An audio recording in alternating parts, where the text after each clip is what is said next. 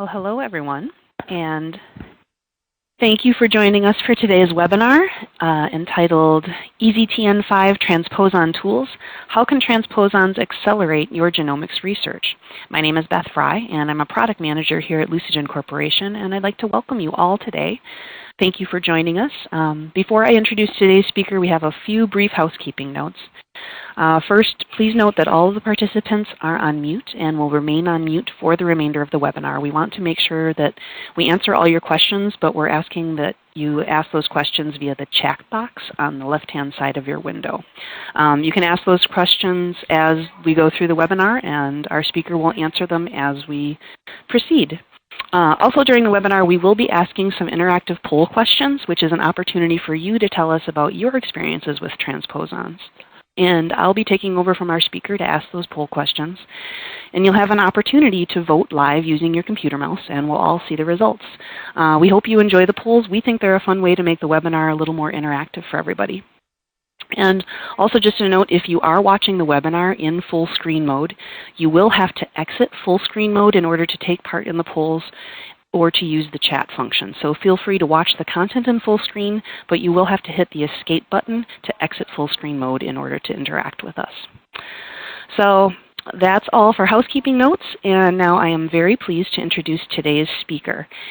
Due to our recent agreement with Epicenter Illumina Corporation, the tools that we'll talk about today are available exclusively through Lucigen, and we are very excited to offer these products to you. And today we have a guest speaker from Epicenter, Dr. Fred Hyde. Fred is a staff technical application scientist with Epicenter Illumina Corporation, and he has over 35 years of experience with the tools and applications we'll discuss today in the roles of technical support scientist and as a product manager. So we are really excited to have Fred presenting today's topic, EZ-Tn5 Transposon Tools, How Can Transposons Accelerate Your Genomics Research? Take it away, Fred. Okay, thank you, Beth. Nice to be here. Nice to be here. Hope you all can hear me well enough. The title of the talk today is EZ-Tn5 Transposon Tools, How Can Transposons Accelerate Your Genomics Research? Just to give you a little brief message about myself, I started with Epicenter back in 1997, so I'm approaching my 20th year there. And the EZ-Tn5 Transposon Tools, which were originally called EZ-Tn to be consistent with transposon terminology, were launched back in 1999 and products added almost continuously up until the year 2011. Lucigen now has the rights to these tools, and we hope that you continue to use them even if you haven't been familiar with Lucigen, which is a fantastic company to work with here. Okay, the agenda for what we'll be talking about today really starts at the beginning about transposons themselves. And what are transposons and how are they used? They've actually been known for quite a few years. The EZ-Tn5 system is not the first, but definitely the most useful of the bacterial transposon or transposable elements that have been developed. The second topic would be how do transposons insert into the target DNA, so we'll discuss the EZ-Tn5 mechanism in detail. Applications for in vivo and in vitro transposomics. In vivo means we're going to be using them directly into live organisms, and in vitro means doing transposon insertions into naked purified DNA. The transposon tools that we will be offering for your research. How to design a custom transposon. There's ways to make transposons yourself very easily using PCR. Some tips for success in the in vivo transposomics field. It's a very common and very popular field with well over 100 different organisms being mutagenized by the EZ-Tn5 system over the years. And the last thing we'll talk about is going to be the resources available to you through Lucigen to make these work best for your research. So what are transposons? Transposons are mobile genetic elements that basically have, at least in our situation, an end recognition sequence on each end of the DNA, and they are DNA sequences that can move from one location to another. They've been identified in all prokaryotic and eukaryotic organisms. Eukaryotic organisms also have what are called insertion sequences, or ISs. They consist of two elements: the transposase Tn5 transposable sequence containing transposon recognition sequences. And again, those are actually built into the transposon. So the transposable DNA sequence containing the transposase recognition sites on the ends. What we call these are the recognition sequences are the mosaic ends, and I'll get into those in a little more detail as we go on. And how are they used? Okay, again, transposon contains a desired DNA sequence. We started engineering them at first with resistance markers. Our second iteration, or second generation of transposons that we developed back around the turn of the last century was also included an origin of replication that allowed replication of DNA, non-E. coli DNA in E. coli. They also have a promoter element to allow expression of the antibiotic resistance. And there's also other DNA sequences that can be biosynthetic operons, various and sundry other sequences that you want to use to incorporate certain characteristics into the bacteria. The transposon is inserted into the target DNA. It's either purified plasmid or genomic DNA, either in vitro or in vivo.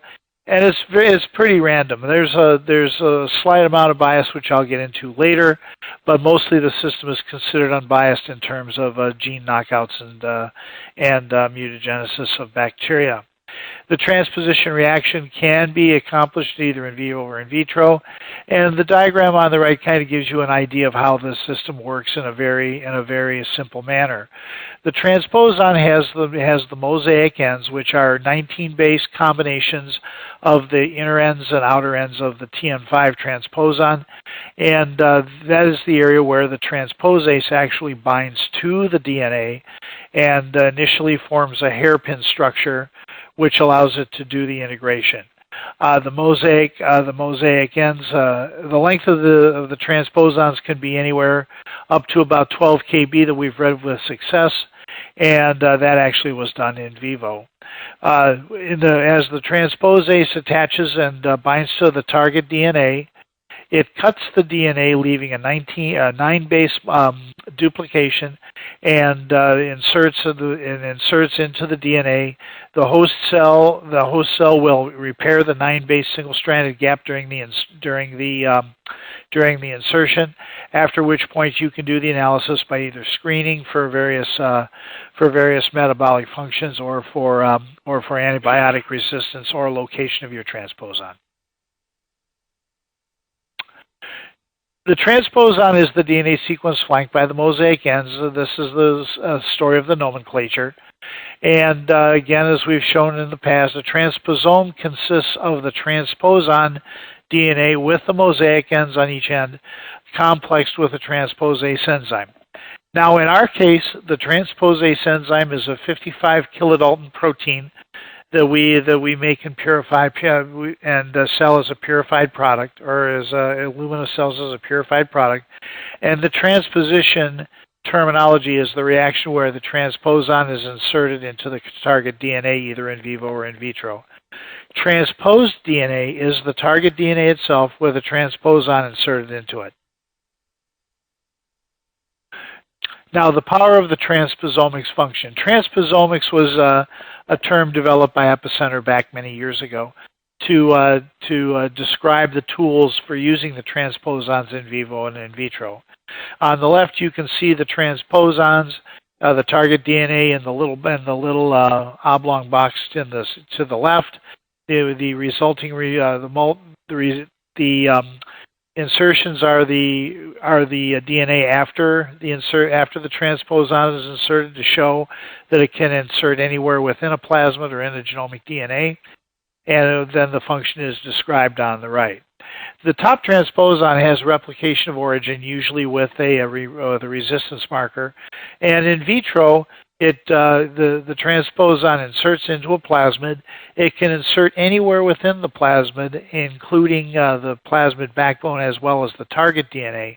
The part of the insertion into a plasmid can also create deleterious mutants if the transposon, for example, hits in the plasmid backbone's own anti-resistance marker, and or if it lands in the origin of replication. The second structure, the second transposon, is a transposon with a resistance marker and an outward-facing T7 RNA polymerase promoter. This is a tool used to try to express randomly various points of DNA in a plasmid, and which it can also be used as a transposome. But again, you see here the transposon inserted in multiple places in a plasmid, and the T7 promoter would express outward and cause transcription and hopefully expression of an open reading frame that you may be interested in. In the third instance, we've got a selectable marker in between the two mosaic ends, and we're going in this case into an in vivo situation where we're looking to either disrupt a gene or possibly add expressible genes into your bacterium in vivo. The third instance shows the insertion of a kanamycin resistance gene. It inserts into the transposon randomly. It inserts into the genomic DNA randomly, and then at that particular point, it can either shut down the gene function, or it can and cause polar mutations, or since the transposons themselves do not contain transcription terminators, can cause transcription, read-through transcription into a gene where it inserted in either direction. In the last system, you've got a custom transposon, and we'll get into those a little later. It has the sequence of your choice. Again, it could be a selectable marker, it could be a biomarker that produces bioluminescence, or a gene function that you want to incorporate into the bacteria for the purpose of producing a protein, and it inserts randomly into the genomic DNA. And when that sequence is in the genomic DNA, it can express the bacterial transcription functions can express it, and thus potentially produce a protein that you may want to express in high volumes.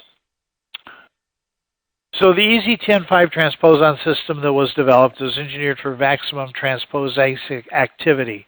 The initial work was done by Bill Resnikoff and Igor Gorshin at the University of Wisconsin in Madison, and they developed through various cloning and manipulation functions a modified hyperactive Tn5 transposase, which as compared to native Tn5 is about 100 times more active. Well, what they also did was design the recognition sequences called the mosaic ends with the sequence right there. That is not a confidential sequence, so you can use it as either a sequencing marker. You can use it to locate the insertion points of transposons, and the combination of the active transposase and the ME sequence it increases the reaction kinetics by 1,000-fold over native Tn5. One thing to tell you is that the 19 base mosaic ends does increase the efficiency of the transposition reaction by about 10-fold. So it's a combination of both the sequences and the enzyme. The EZ-Tn5 transposon systems offer optimized reagents in vivo and in vitro. We have a number of kits over here at Lucigen. The interesting thing is that what we like to do is encourage people to try just about anything they would like to do, and really also let us know what you do when you do the experiments of something new, because it could be something that we may take on and try to develop further ourselves in agreement with you.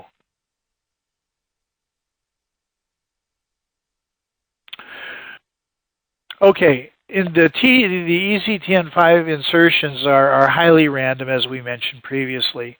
We say little to no bias, and in terms of insertion, and the insertions are very stable, meaning that if you have a plasmid containing, or any DNA containing the mosaic ends, you can add the transposase to them, but the transposon will not cleanly excise itself.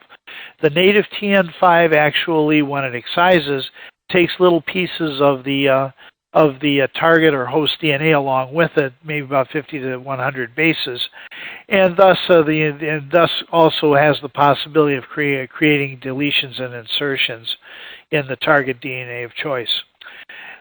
Whenever in this particular example, we took one of the plasmids that we were using for research, which is a back vector, back about 18 years ago.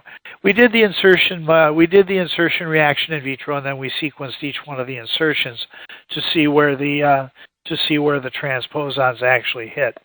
This is from an old Epicenter forum newsletter article. It's showing the map position of the insertions, and also it shows the GC content. And while the system itself is not beholden to any particular GC content, we have found through the years, which was confirmed by research and publications, that there's a slight bias in favor of GC-rich regions. So if you did an insertion reaction on a GC-rich bacterium, there is a slight possibility that you'd see a greater number of insertions in compared to an area that has a strong AT content. And if you look at this, if you take a look at this particular diagram, you see between 678 and 745. There's, at least in this particular instance, there are very few transposon insertions, but you'll also see that the GC content of this is slightly lower.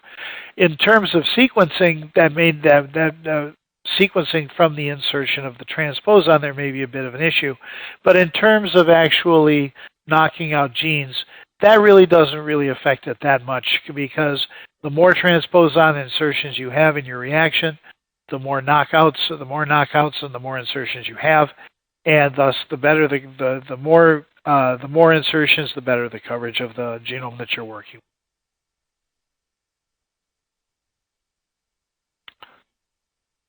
So the EZ-Tn5 insertion site, again, as I mentioned previously, inserts into the DNA and generates a 9 base pair target DNA repeat that flanks the transposon. We have the transposon structure where it shows the 19 base mosaic end, and the transposon itself where that has virtually any DNA in it, and is the same sequence as an inverted repeat on the other end. So you mix it with the transposase, and then you do the insertion reaction, which is random. And right at the ends, the transposase produces a 9 base staggered cut. And then what it will wind up doing, it'll wind up binding to the protruding ends on each end of the cut. And then after the transesterification reaction, the 9 base gaps can be filled in by either T4 DNA polymerase or by the host in vivo DNA repair system. The insertions, again, are extremely stable, will not hop out. In an in vivo insertion reaction, basically what happens is the transposase is lost, and then either degraded or spit out of the cell.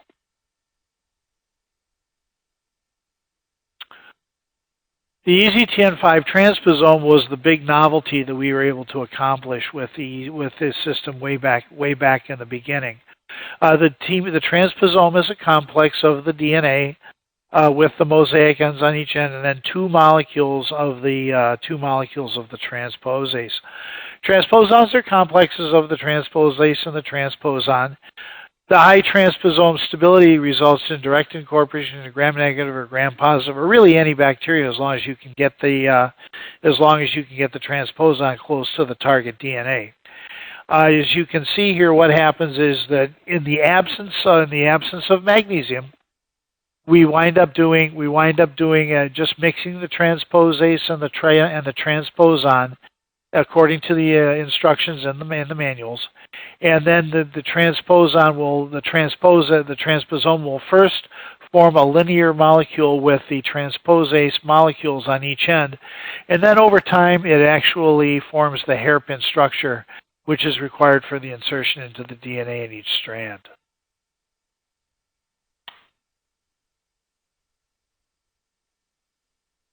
Okay, we've got a question. We've got our first question here.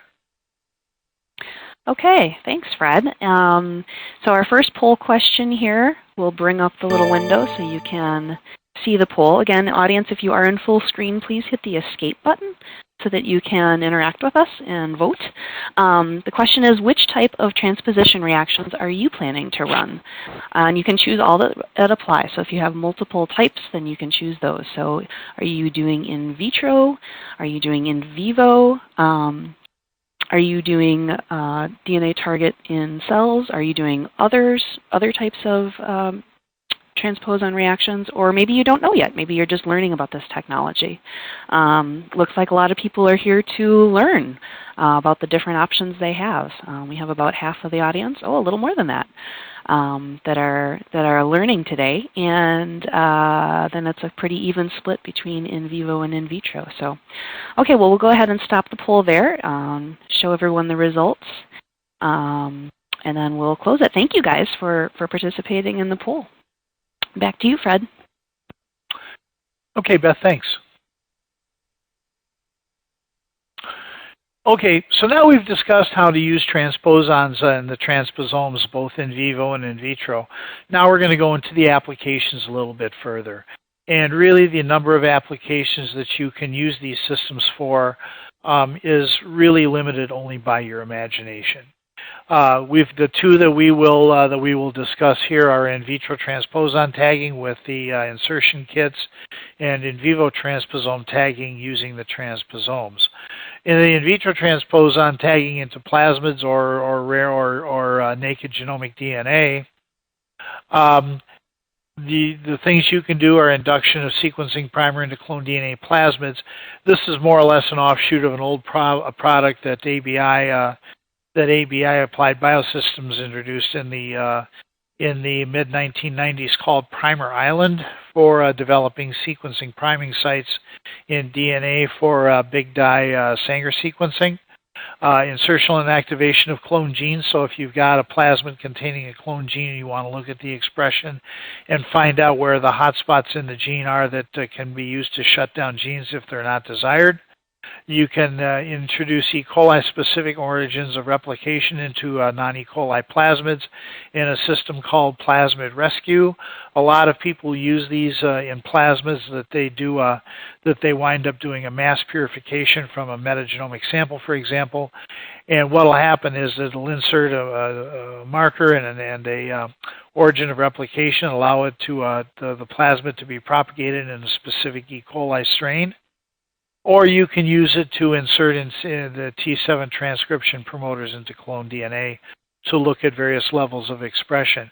The T7 transcription promoter that's included in the T7 CAN2 transposon is a very strong promoter, so that if some genes in your plasmid have a very weak promoter, this can actually override the function there and allow for a very good transcription of a desired gene. And in vivo transposome tagging, what we're doing is taking the transposomes that we sell, and you just directly electroporate them into electrocompetent bacteria. And you can also use it for not only gene knockouts but strain development. The little graphic down below shows the results of work done at Purdue University by Dr. Bruce Applegate, in which he and his staff developed a transposon that's almost 12 kb in length. And what he included, besides a restriction marker and various and sundry transcriptional control mechanisms, he also put the Lux CDABE gene, the bioluminescence gene in E. coli. The promoter that he used for the bioluminescence genes was one that was sensitive to mercuric salts in water. So what he was able to do was develop this particular strain of E. coli with this transposon inserted, and if there was any mercuric salts in the water, would fire off the Lux operon and produce the greenish glow that you see in the graphic in the lower left. Very interesting system. It just shows, what this basically shows is that not only can the transposons be fairly long, but they can also bring very novel, very interesting characteristics to bacteria for further study. Okay, bacterial strain engineering. So basically, we've got targeted engineering, which is somewhat similar for various things. People like to compare CRISPR with the EZ-Tn5 system, although CRISPR is much more specific. The guide RNA that you would use for the CRISPR reaction can be any sequence you want, can generate mutants and things like that, but it's extremely targeted. The difference between that and the EZ-Tn5 system is that once you electroporate the transposomes into the cells, you really don't have any control where they go. There are some ways to do this in vivo, which I'll get into a little later. But basically, what it is it's sort of like a hand grenade reaction, where you're putting this tool into a cell and allowing it to do whatever it wants to do. You really can't control where it hits. The other method for strain engineering would be spontaneous mutagenesis, using either some sort of dye or some other screen so that you can search for a particular mutant or a particular activity you wish. Very low efficiency and may require multiple rounds of screening. Chemical mutagens, again, sort of like ethidium bromide, propidium diiodide, or any other mutagen introduced to a bacterial cell, can change bases and cause not only point mutations but also deletions and insertions in some cases. The random gene disruption with transposons, again, it's random compared to CRISPR and zinc fingers. And random gene insertion with transposons, where you're actually taking the transposon and introducing an activity or something into the bacteria to have that particular bacterium have a characteristic that you want to study and want put into good use. This table here shows all the different things and allows you to select all of the characteristics you want and thus what method you want to use.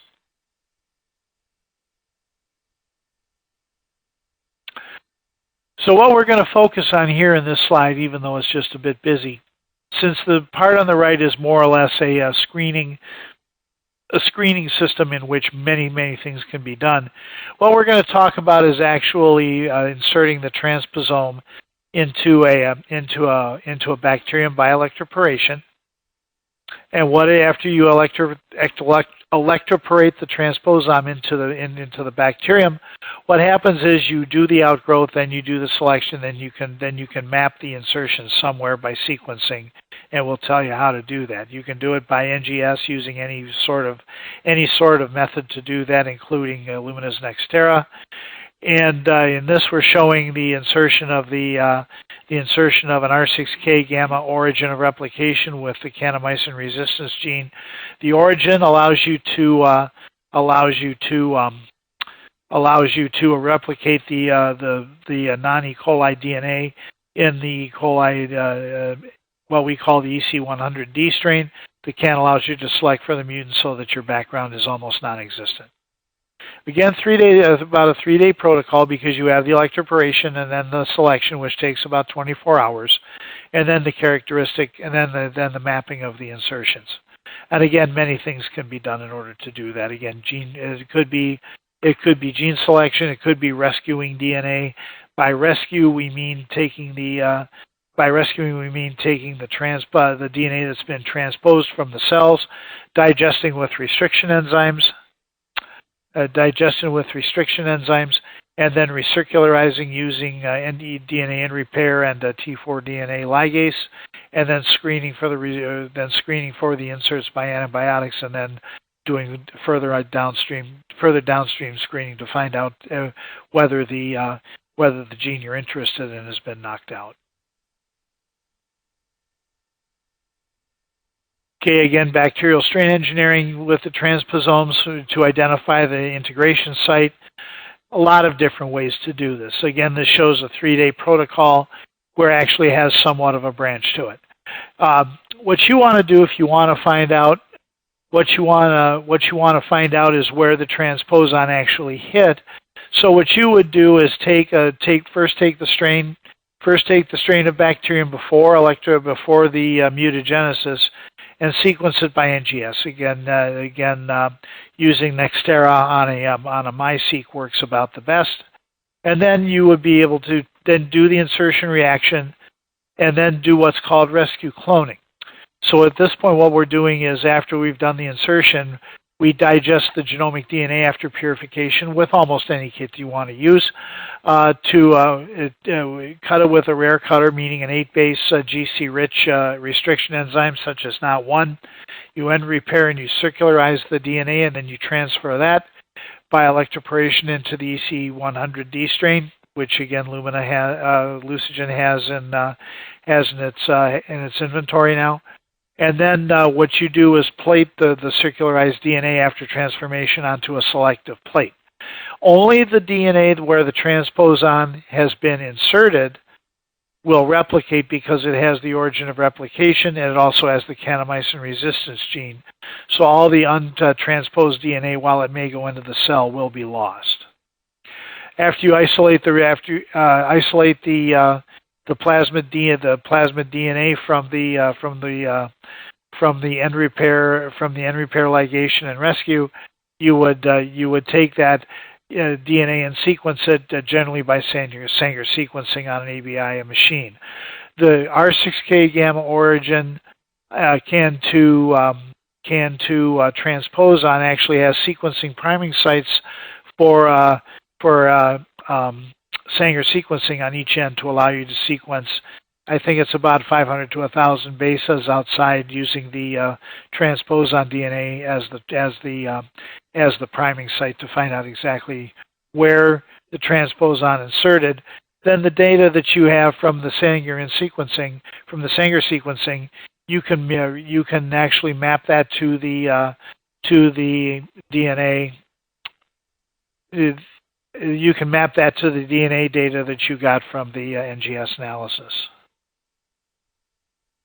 So again, this where you're taking the sequence data from the rescued DNA that you've got, and using it to map to an annotated sequence of the strain prior to insertion to figure out where the transposon is inserted.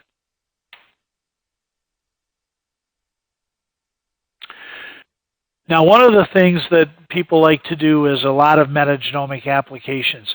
The EZ-Tn5 system has been used in vivo and in vitro in a number of applications. One of the things I encourage you to do is to go to Google Scholar and use EZ-Tn5 as one of the search terms, and then particularly an organism, organism of choice. There's a lot of details and a lot of information about going into non-E. coli bacteria that have things like restriction systems or REC-A positive. That information can be provided to you by Lucigen, and if you inquire their tech support, they would be happy to help you. In this particular case, what we're doing is we're taking an environmental sample, isolating the bacteria, and then once we get the bacterium, isolate the plasmid using standard methods, spin column, whichever. And after isolating the DNA, insert the R6K gamma ori CAN2 transposon into that particular plasmid.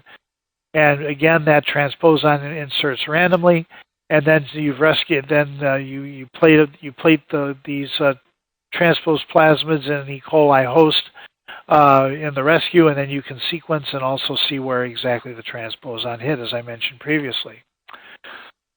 Plasmid propagation, or in vitro, we're taking plasmids with the transposon, electroporating again into the EC-100D, plating and selecting the clones, and then sequencing, doing genomic screening and functional analysis of the rescued DNA that you've got.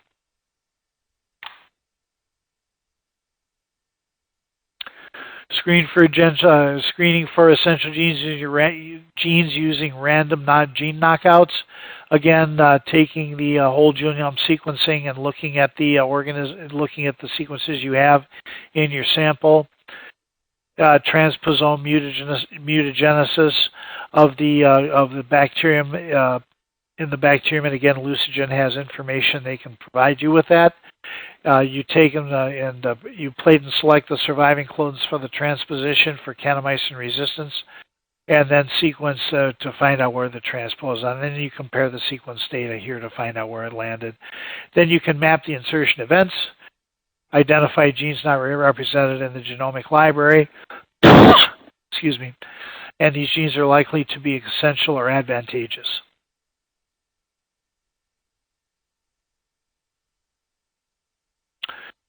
So functional analysis of novel genes or identifying functional characteristics. In this sort of a system, what we try to do is to express a novel gene using the CAN2 T7 transposon in vitro, and selection, and then also do a selection of deletion mutants if you wish. If you do PCR and subcloning, it's time intensive, very heavily hands-on, requires multiple steps, difficult to accomplish on a genome scale level, and in that way, it's very labor intensive, and the results are not going to be guaranteed. If you create a library of clones with randomly inserted T7 promoters in the transposons, you can generate a large library in one reaction. You can do either transcription in vitro using T7 RNA polymerase transcription kits, or using the E. coli BL21 strain to look at the expression of novel RNAs that are produced. But it requires the characterization of the insertion location being by either Sanger sequencing or NGS. So in this example here, we've generated thousands of mutants producing novel transcriptions depending on where the promoter landed in the genome or in the plasmid, and then you can actually characterize those and sequence them in order to see where which genes have been turned on.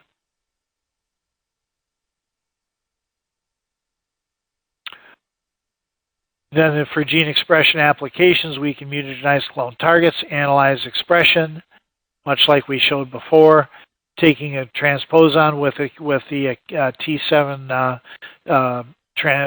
promoter, inserting it into plasmid DNA, then putting that into BL21DE3 E. coli strain for expression analysis. Okay, we're showing here a number of the mutants in the plasmid DNA and showing how the transcription can be mapped.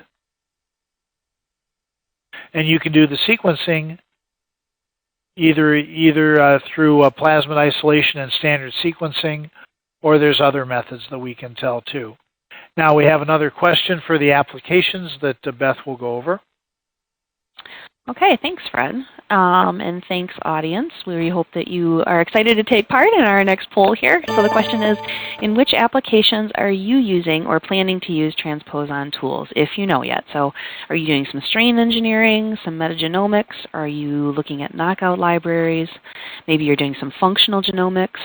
Maybe you're doing gene or plasmid rescue, or you have some sequencing applications you're looking at, or some other applications. If your application isn't listed here, please go ahead and type what you're doing into the chat box. We're very interested in how you're using these tools or planning to use these tools. Looks like a lot of people are doing either knockouts or functional genomics. Oh, there's some metagenomics folks as well.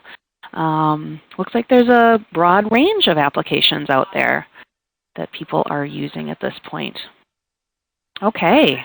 Well, that's great. Thank you very much for voting. We're going to go ahead and stop the poll so everybody can see the results there. Looks like knockout libraries, metagenomics, and functional genomics are the winners, along with some sequencing. So thanks, everybody. Hope that was fun for you, and we'll let Fred continue with the presentation.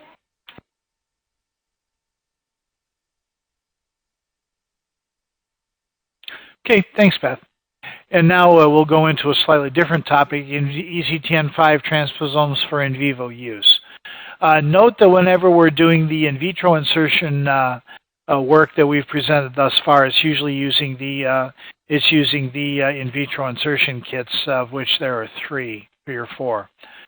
So in this case, again, we're taking the pre-made transposon that contains the transposase hairpin, transposase transposon hairpin transposon.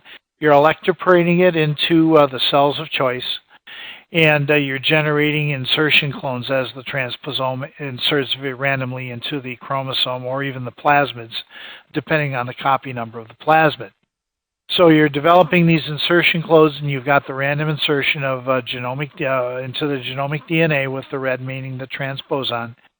So it's a very simple thing. You mix the EZ-Tn5 transposome with electrocompetent cells of choice, and you do the electroporation. You outgrow the bacteria in SOC or LB medium for 1 hour at 37 degrees. And then you plate on the antibiotic-containing selective medium. Very simple. The whole operation from electroporation to plating generally takes about an hour and a half, and then you just let the transposons grow overnight. The bacteria with the transposons grow overnight. Then the insertion kits for in vitro use. Again, we've talked about how to do that. Very easy protocol. Take your plasmid DNA and mix with the transposon and the transposase. And one of the people in the chat mentioned that you can get multiple insertions. Yes, you can. One of the things that we do to try to combat that is to use a slight excess or a molar equivalent of target DNA with the amount of transposon you use, so that you would have one transposon versus one plasmid in the reaction. At least everything's all balanced out, so that you get a preponderance of single insertion mutants. Multiple insertions will occur, but it requires you to know the molecular weight of the DNA that you're targeting, and also it also helps you to know the size of the transposon, which is given in the user guides and product protocols. So now that the Lucigen's developed a transposon toolbox, one for use in vivo bacteria for strain engineering and insertional gene knockouts, and also for genomic and plasmid rescue. In vitro, it can be used in free purified DNA for gene expression studies using the T7CAN2 transposon, gene or plasmid rescue from of chromosomal genes from E. coli or non-E. coli bacteria, and sequencing and insertional knockouts or insertion of a selectable marker into plasmids for transfer into either E. coli or other cell types.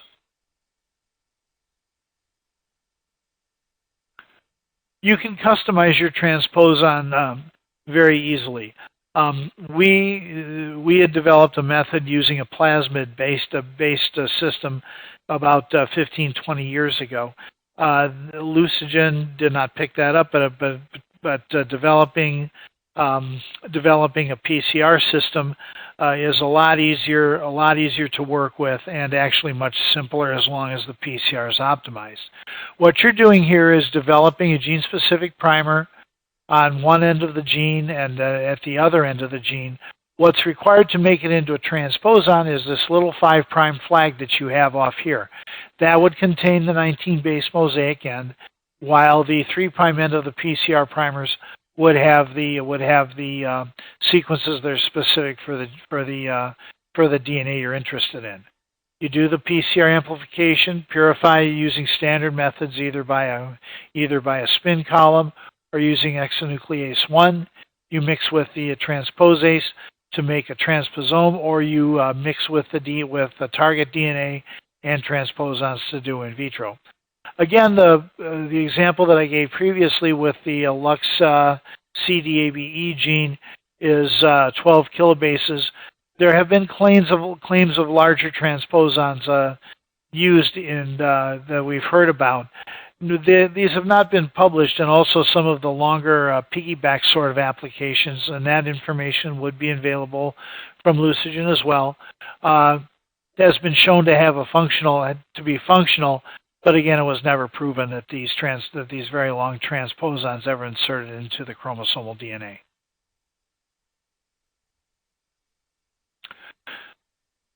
We've seen some questions in the chat about whether there are some limitations of bacteria that we could use in the transposome system. There's been a lot of people. There's over 100 citations of transposon insertions many different bacterium. And to get around the major problem in a lot of these in vivo systems and we have a product that called the type 1 type 1 restriction inhibitor for the metagenomics. What type 1 is the OCR gene of the T7 bacteriophage. It's a DNA structural mimic. So when you mix the OCR, the type 1 with the transposomes and going into an organism, the OCR product will bind to the restriction enzyme and thus prevent the restriction enzymes from actually binding to the DNA and degrading it. Now, type 1 was named because that's the trade name of the product. It'll work on type 1 restriction systems and type 3 restriction systems, and it does increase the transposition efficiency in organisms that have these systems. Some of the other organisms will have type 2 systems. These are the normal restriction enzymes that you would use in cloning, for example, and we have information that we can provide to you on which enzymes are what.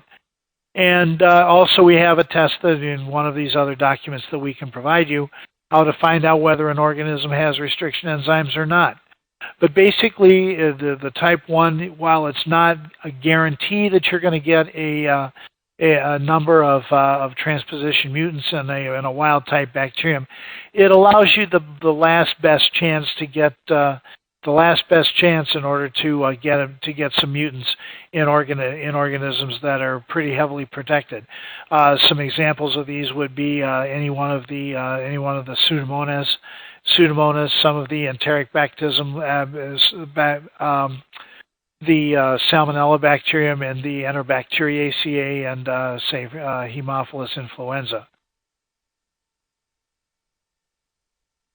This shows the table from an old published article, shows the difference that type 1 restriction inhibitor can make in allowing what we would call heterologous DNA, or DNA that's not normally part of that particular bacterium, shows that there is an increase in efficiency. In this Salmonella example, it's a 100-fold increase. In MG1655, which is the prototype wild type E. coli used in a number, there's a 1,000-fold increase. In this other example, it shows Agrobacterium tumefaciens. The type 1 did not help with it, even though it may have restriction systems. The reason for this is either the Agrobacterium does not have a restriction enzyme that would actually cut the transposome that was used, or it has a type 2 system that the type 1 inhibitor cannot inhibit.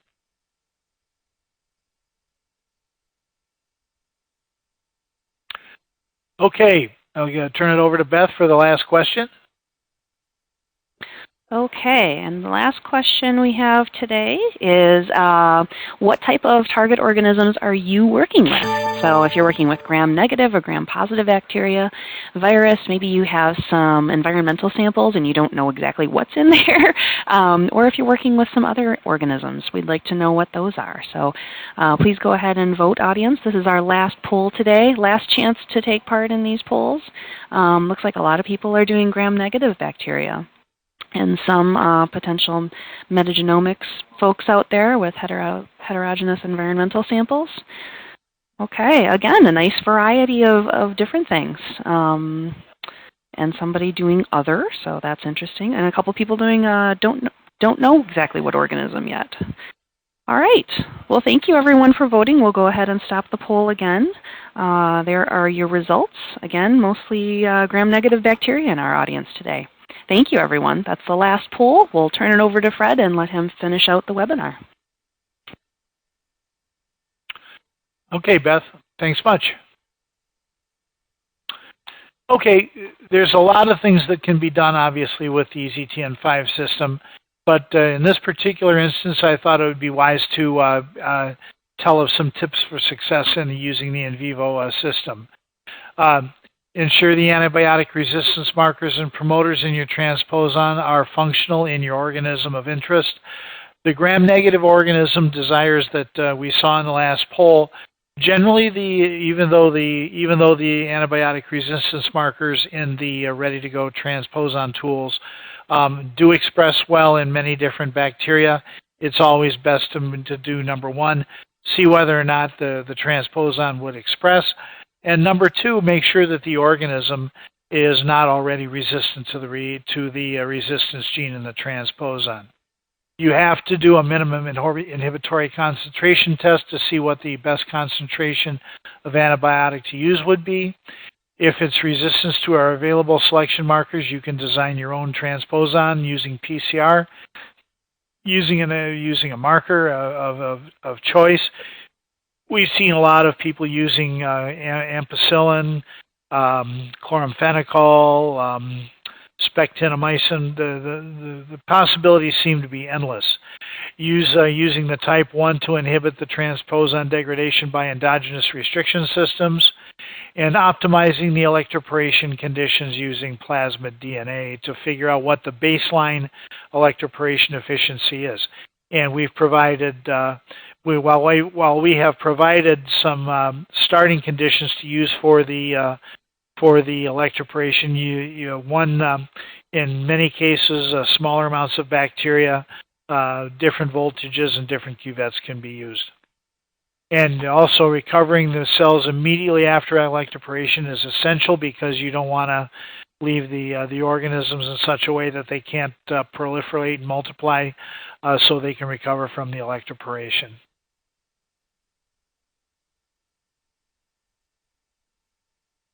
And I see Balloon has a question, why not using plasmids expressing Tn5?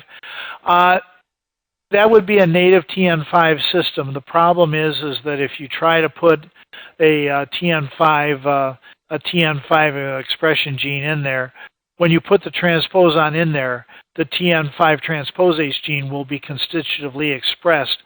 So after the transposon has been inserted into the bacterium, then continued exposure to the transposase can cause deletions and rearrangements, and the other problem, it can cause the death of the cell. Hope that answers your question. Actually, the expression of the Tn5 in a plasmid during are you still working on a mu system? No, the hypermu system has actually been discontinued. We stopped selling that about 5 years ago.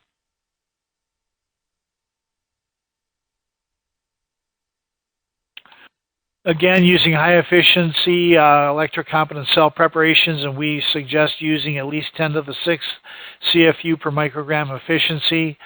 Do not use chemically competent cells for in vivo transposomics. The calcium in the chemically competent cells and in the method can inactivate the transposase, and also the efficiency is less than, or I should say, the efficiency is about 100-fold less than using electroporation.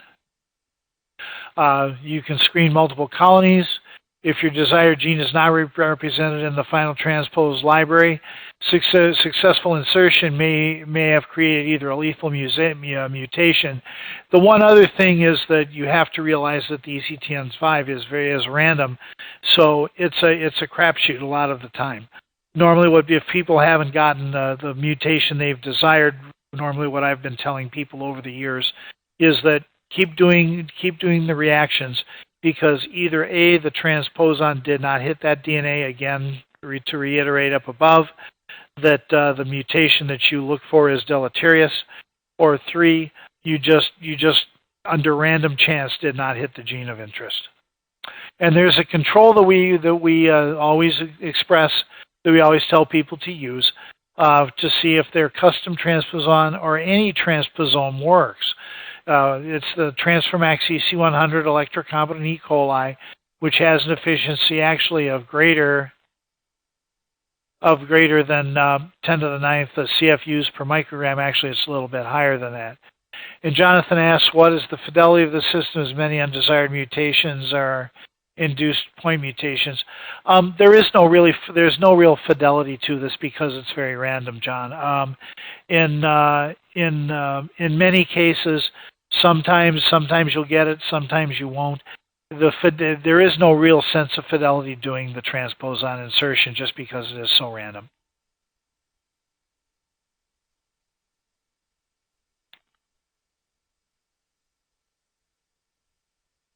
Okay, the EZ-Tn5 systems are powerful and easy to use with all the characteristics of them being shown here.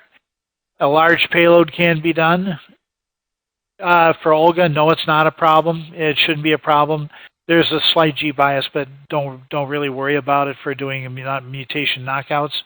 And again, the whole system is limited only by your imagination. So if you take the time to plan your experiments and take the time to plan the experiments, and for additional assistance, contacting Lucigen and the tech support department here, they can help. They can certainly help you and to achieve success with your work. And there's plenty of references that's available from Lucigen through their tech support department. These are just some of the screenshots of some of the transposons, some of the transposon experiments that have been done. And if there's any questions, please contact Lucigen's tech support. They'd be very happy to help you out, help you design your experiments, help you design transposons if you want to make your own. And contact them at 8 a.m. to 5 p.m. Central Time in the United States, and they would be very happy to help you. And now I can entertain any other questions that are coming in. And I see one: any appropriate E. coli strain for Tn5 expression?